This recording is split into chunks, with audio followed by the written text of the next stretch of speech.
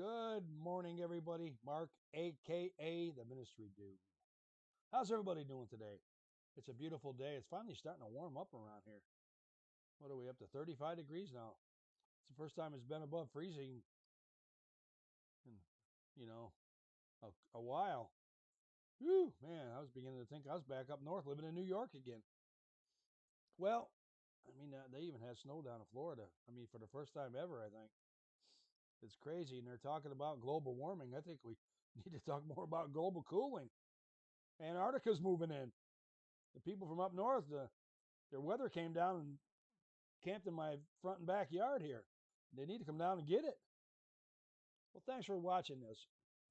We really appreciate your support.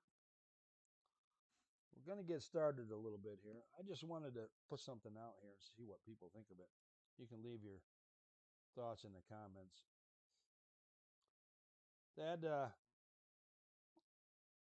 lady, I can't remember what her name was, at the Trump inauguration, I think she was a Catholic lady or something. Anyway, she had something to say about what Trump should do and let these people stay in the country or like that, or something to that effect. It was kind of disrespectful, anyways. I thought it wasn't her place to talk about that. She's supposed to be talking about Jesus and God. Some people's going to agree with me. I know I've already been talking with some people on Facebook about it, and they seem to think that she was right. I don't think she was right. I think she was wrong. And a lot of other people agree with me too. But look at like Girls Gone Bible. They was up there talking. Did they say anything about? No, they was just praising him. They was glad to have the chance to get to talk on TV and to talk about Jesus and God and how great it is and everything. Why couldn't that other lady do that? Why did she have to go off a script? Really, I can tell you one thing: she'll never get invited to any other political events with Trump. I know that. But she said her piece, and that's the freedom of speech.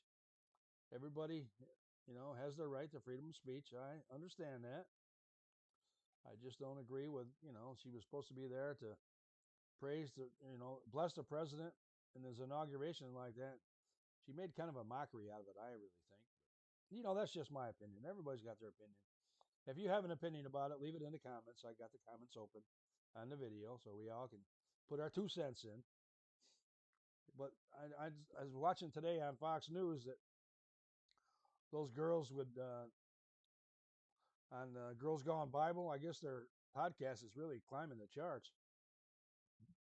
Yeah, excuse me. Yeah, you might notice I got my glasses up like this because if I put them down underneath here, they press against my head. The delicate head. It cuts off my thinking. So let's get started, shall we? Let me get right here to Through the Bible. You got to scroll back up to the top because I just did a Facebook video. Here we go. January 26th. Today's day 26th of January, the new year. And as promised, I'm going to read from the Bible every day here, through the Bible. I bought this course. I'll leave a link below the video. You can pick up a copy of it. I think I paid $60 plus tax or something. But it's very interesting reading. And it kind of puts things into perspective a little bit. You might have to read it, a couple of times through to really get the full effect of it. But they say when we read something, we only comprehend maybe 15 or 20% of it. So that means basically if you want to get everything out of something, you got to read it, 2 or 3 times.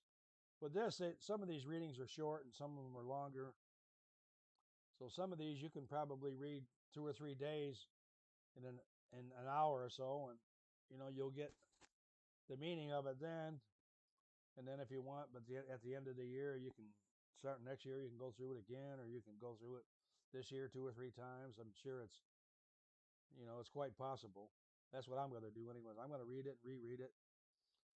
So here's something from Genesis 36. The descendants of Esau and the family of Seir. They talk a little bit about that, but here's something else we're going to talk about. Genesis 28:16. God meets Jacob at Bethel. Surely the Lord is in this place, and I did not know it.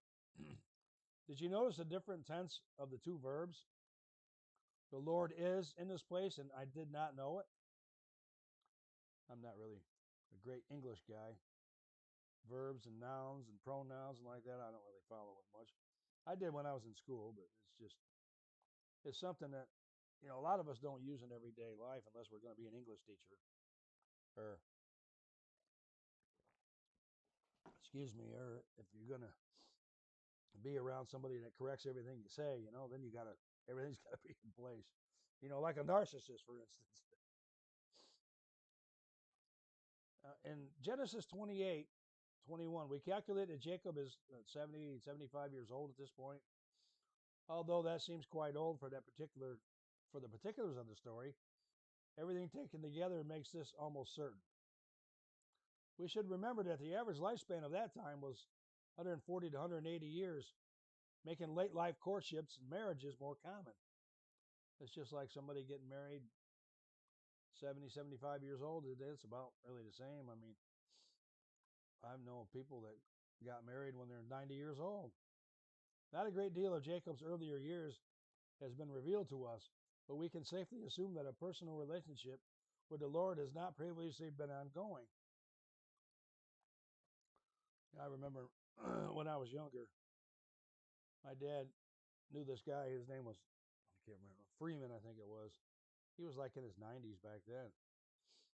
And he used to go around with this girl, and she was probably, I don't know, 20 years younger than him or so. So my dad seen him one day, and he said, "What happened with that girl of yours there?" He said, "She was too old for me. I had to go get me a younger one." So even 90 years old, I mean, and the guy was really spry. I think he lived to be over 100. I can't really remember. I was just probably 10, 11 years old back then. All right, guys, quiet. All right, here we go. Let's continue on here. Genesis 29. Jacob meets Rachel near Haran. 29:11. Imagine, this is love at first sight if we ever saw it. Jacob performs his He-Man feat of lifting a stone, kisses Rachel, and then weeps out loud. The emotions of awe which has been happening have come to an exploding level and are now gushing out. God is performing heart surgery on Jacob right before our very eyes, repairing an old and badly diseased heart, breathing new and abundant life excuse me, into the new one he had just transplanted. You see that? God was the one that performed the first heart transplant. Here's something, Genesis 29. Jacob marries Leah and Rachel. Jacob the schemer now meets his match in Laban the schemer. Apparently, Laban has gotten him drunk for the switch. But now Jacob is a changed man. He will react to Laban's scheme much differently than he would have in earlier years. This is from Genesis 29:30. The order of events appears to follow this pattern. Jacob labors 7 years and is given Leah as his wife. He uses 1 week to consummate the marriage. He is given Rachel as his second wife and uses 1 week to consummate the second marriage. He labors 7 years to fulfill his pledge of Laban. He works for another 6 or 7 years as a free man. Here's something from Matthew 9:9. Matthew follows Jesus. Jesus' calling of Matthew a tax collector is significant for several reasons. Among them is his profession, excuse me, which made him ceremonially unclean by reason of his associations. That, in addition to him being considered as an extortioner by the general public, is an early indication that Jesus' ministry was going to be unconventional, to say the least, and possibly a full assault on the religious leadership. One will also notice that in calling Matthew, Jesus said nothing of fishing of men.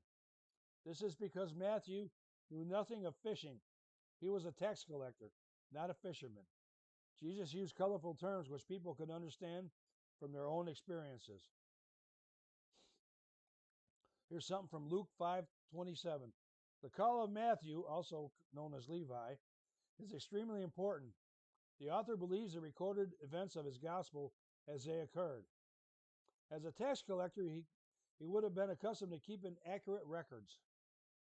His record-keeping habits would have continued as a disciple, and he would provide us with very detailed accounts of the Lord's life and ministry. the lengthiest account of all four Gospels. Engaged, being on the verge of the urge to merge.